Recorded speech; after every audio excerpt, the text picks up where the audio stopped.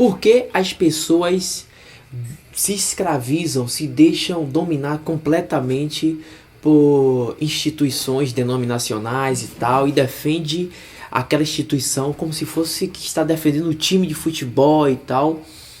E eu vou contar uma experiência, algo que aconteceu, que eu fiquei muito surpreso e aprendi muito sobre a mente humana. Mas a gente percebe que o ser humano, a maioria das pessoas, eles têm aquela coisa de ter algo pra focar a vida deles, entendeu? Tipo, o cara tem uma mulher que ele gosta, ele foca e todas as esperanças da vida dele naquela mulher. Por isso que a gente vê aquelas frases de: ah, sem você eu não vivo, você é a razão do meu viver, sem você a minha vida não faz mais sentido. É tudo frases de escravos, entendeu? E aí você vê muitas pessoas, mulheres que terminam com o cara persegue, às vezes mata a mulher e depois tiram sua própria vida, porque a mulher era o Deus dele, era quem ele escolheu se escravizar, quem ele focou a vida dele. Tem outros tipos de mulheres ou pais que focam a vida nos filhos. Meus filhos são tudo tal, e colocam os filhos até acima de Deus. Então isso vem do ser humano, de se prender a alguma coisa. O ser humano tem essa coisa de focar algo na vida dele. A esperança dele é isso aqui, então vou viver em prol disso aqui. Se isso aqui desmoronar, acabou a minha vida, entendeu? E quando eles chegam na religião, era para eles fazerem o quê?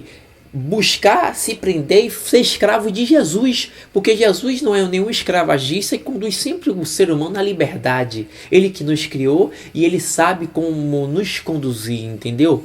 Então essa é a verdadeira prisão, entre aspas, aquela prisão que ele nos conduz sempre à liberdade. Mas quando a gente foca em coisas ou em seres humanos, a gente sempre vai ter um baque.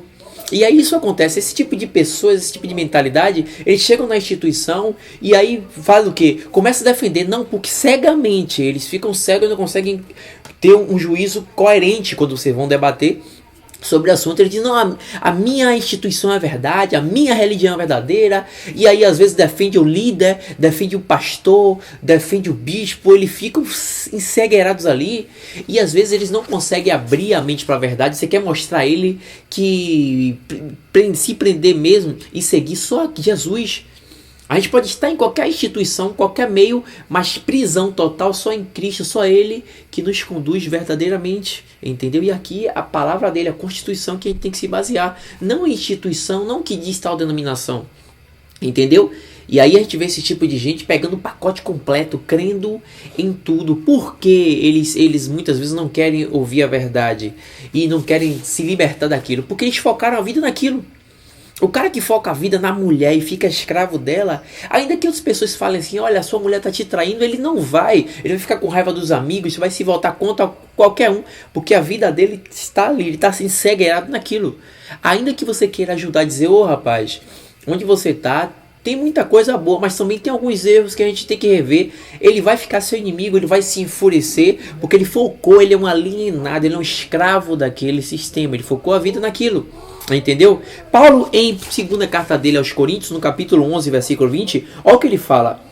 Versículo 19 em diante: portanto, sendo vós sensatos, de boa mente tolerais os insensatos. Versos 20: tolerais quem vos escravize, quem vos devore, quem vos detenha, quem se exalte, quem vos esbofeteia no rosto. Ou seja, ele falou: vocês toleram aqueles que vos escravizam, vocês toleram aqueles a quem devora vocês, vocês toleram aquele que vos detém, vocês toleram aqueles que se exaltam, e vocês toleram até aqueles que dão bofetada, tapa na cara de vocês, que esbofeteiam os seus rostos, entendeu? E Paulo estava indignado com esse tipo de mente. Em Gálatas capítulo 5, versículo 1, Paulo disse: para a liberdade foi que Cristo nos libertou. Permanecei firme e não vos submetas a jugo de escravidão. E isso em qualquer âmbito da vida. Vou contar rápido o que aconteceu. Eu estava falando da Bíblia e mostrando alguma coisa do sistema religioso a uma pessoa de 40 anos de idade. E quando eu comecei a mostrar verdades, ele perguntava, eu mostrava: não é bem assim. E eu mostrando a coerência, ele começou a ficar nervoso, começou a se emocionar e lacrimejar. E ficou nervoso. Eu perguntei: o que é que está acontecendo? Ele levantou rápido, pegou um calmante, tomou com o copo, a mão tremendo, a água caindo. Ele tomou e disse: Gerson, Sabe o que é você orar a Deus pedindo um caminho, uma verdade, e vir uma denominação, e você encontrar e você pensar que aquilo foi a resposta da sua oração a Deus, e você pensar que ali é verdade, e que tudo ali era verdade, e agora você está vindo e me mostrando que não é bem assim? Jesus, que é isso? Você vem me mostrar que isso que eu achei o tempo todo que era verdade não é bem assim. E ele disse, Jesus, você pode ir embora, por favor. Eu quero ficar só agora. Volte outro dia. Eu tive que ir embora. Voltar depois quando eu estava mais calmo. Então, são pessoas com mentes escravagistas de si mesmo. Autoescrava.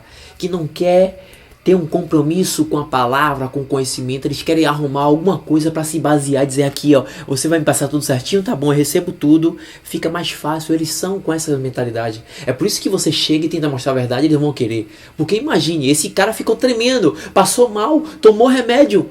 Entendeu? Há um sofrimento quando você abre a mente e percebe que a verdade mesmo é Jesus, o resto é relativo, de que nem tudo é verdade, aquilo que você gostou, aquele partido político, aquela mulher que você achou que era perfeita não é bem assim, aquele marido que você achou que era perfeito, aquele pastor, é ruim porque aquilo...